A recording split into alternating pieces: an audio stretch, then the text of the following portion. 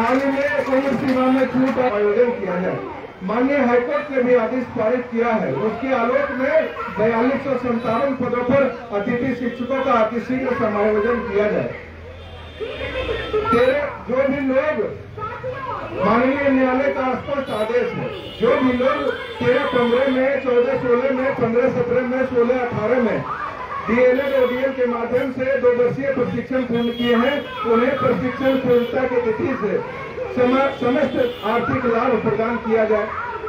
जो प्रशिक्षित शिक्षक है महोदय बिहार में, वो लगातार 40 महीने से कार्यरत है और उनका वेतन रोक दिया गया है। काम कर रहे शिक्षकों को वेतन रोकने का अधिकार किसी भी विभाग के पदाधिकारी को नहीं है। वो भुखमरी से जूझ रहे हैं, उनका वेतन भुगतान कराया जाए। बहुत प्रयास हुआ आपका महोदय, तो विद्यालय का समय संशोधित हुआ, लेकिन अभी भी विद्यालय का समय शिक्षक को परेशान करने वाला है।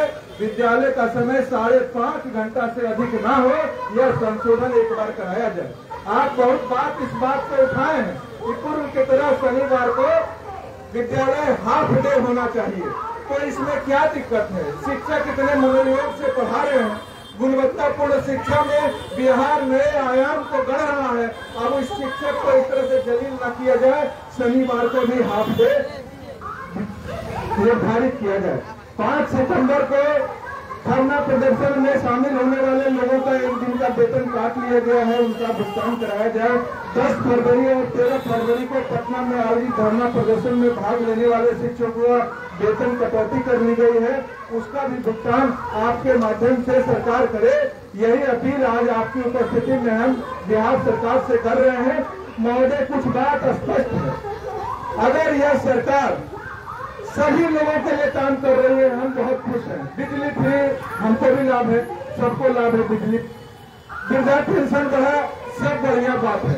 लेकिन शिक्षकों से क्या एलर्जी है, शिक्षकों से क्या दुश्मनी है? आज सेवा निरंतरता के मामले को लटका दिया गया, वेतन निर्धारण के मामले को लटका दिया गया। तमाम जो हमारा नियमावली में अंकित मांग है, उसको भी प्रावधान है, उसको भी नहीं पूरा किया जा रहा है। अगर सरकार का यही रवैया रहा तो हम लोग कोई लुका छिपी करके बात नहीं करते हैं। हम आपके उपस्थिति में सरकार को बताना चाहते हैं कि अगर सेवा निरंतर रही तो वोट नहीं, सेवा निरंतरता नहीं तो वोट नहीं। मेरा सीधा संदेश है और हम लोग सड़क पर उतर जाएंगे। शिक्षकों का दर्द सरकार को समझना पड़ेगा और हमारा जायज मांग जो है वह प्राइमरी से लेकर प्लस 2 तक के शिक्षकों का पूरा करना पड़ेगा। और आज चूंकि अभिभावक के शिक्षकों के रात दिन जो मांगे हम आपको अभी भूख हड़ताल के माध्यम से समर्पित कर रहे हैं, आपको हर एक प्रखंड में जाने पर यह मांग शिक्षकों के द्वारा बताया जाता है और आग्रह किया जाता है। सदन में भी आपने काफी प्रयास किया है। आप जैसे शिक्षकों के शुभचिंतक, शिक्षकों के नेता सरकार में रहते हुए भी जिस प्रकार से सदन में ये कोई आनंद कौशल आपकी पढ़ाई नहीं कर रहा है मंच पर, यह पूरा रिकॉर्ड है कि जदयू में रहने के बाद भी आपने हमेशा शिक्षकों के मान सम्मान के लिए सदन में आवाज बुलंद किया और सिर्फ बुलंद ही नहीं किया, शिक्षकों के समस्याओं का समाधान भी किया। इसलिए मैं आपके सामने बहुत कुछ बोलने का हैसियत रखता नहीं हूँ। आपके सामने जितनी भी बातें मैंने रखी वह आनंद कौशल नहीं रखा, वह बिहार का 6 लाख शिक्षकों का आक्रोश है, 6 लाख शिक्षकों का मांग है, वह आपके सामने समर्पित किए हैं। मतलब हम मानते हैं कि मेरा सरकार शिक्षकों का सरकार आप ही है, आपके सामने रखा गया है और मांग पत्र मुख्यमंत्री जी को आपके द्वारा प्रेषित भी किया जा रहा है। और हमको उम्मीद है कि आप अपने माध्यम से भी शिक्षकों के आज के इस भूख हड़ताल सत्याग्रह के मांग को मुख्यमंत्री तक पहुंचाएंगे और समाधान भी कराएंगे। चलिए, आपको विश्वास है ना माननीय एमएलसी साहब पर?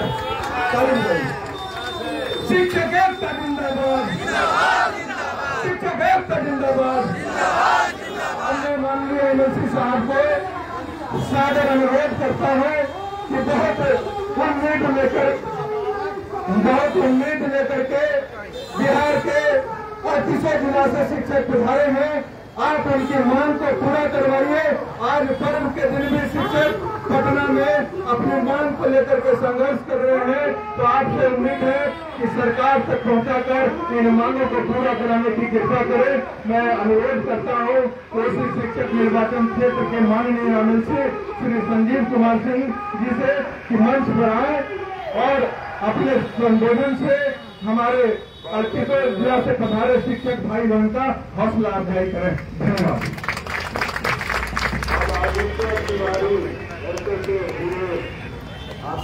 धन्यवाद शिक्षक साथियों।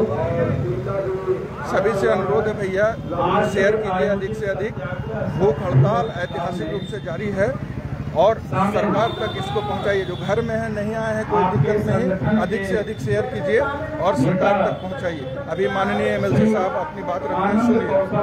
प्रदेश अध्यक्ष हैं, श्री पंकज कुमार सिंह प्रदेश महासचिव हैं, श्री प्रशांत कुमार प्रदेश वरीय उपाध्यक्ष हैं, जनाब मोहम्मद नाजुद्दीन प्रदेश प्रतिनिधि अररिया से हैं, मोहम्मद इफ्तिखार जनाब शिक्षक प्रतिनिधि वैशाली से हैं, जनाब मोहम्मद रिजवान यशदानी शिक्षक प्रतिनिधि मोतिहारी से हैं और मंच के सामने जितने भी इस संगठन के पदधारक और सम्मानित सदस्य बैठे और खड़े हुए हैं, सबका मैं अभिवादन करता हूं।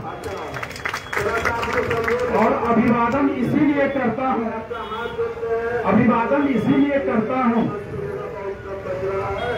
कि लोकतंत्र की यह खूबसूरती है कि हम अपनी जायज मांगों के लिए किसी भी हद तक अपनी मांगों के लिए चाहे सत्याग्रह हो, धरना हो, प्रदर्शन हो या जो भी हो, हम सरकार से लोकतांत्रिक तरीके से लड़ेंगे और वो लड़ाई आप लोग लड़ रहे हैं।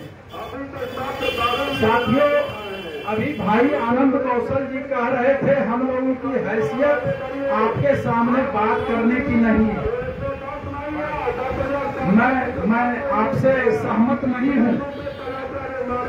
भले ही माध्यमिक और उच्च माध्यमिक और महाविद्यालय के शिक्षक हमारे मतदाता हों, लेकिन जब विधान परिषद के सदस्य के रूप में निर्वाचित होते हैं तो चाहे प्राथमिक शिक्षक हो या आम मतदाता जो नहीं भी शिक्षक हो, उन्हीं की हैसियत है इस लोकतंत्र में जो कि हमसे आंख मिला करके बात करते हैं। और अगर मैं नहीं आपसे बात करता हूं तो मैं प्रतिनिधि के लायक नहीं, क्योंकि लोकतंत्र की यह व्यवस्था है।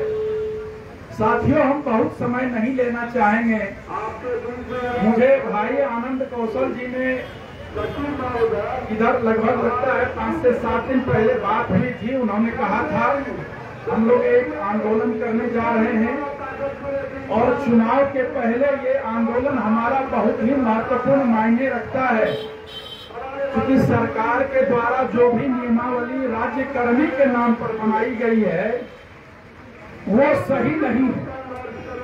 कहा कुछ और गया है नियमावली।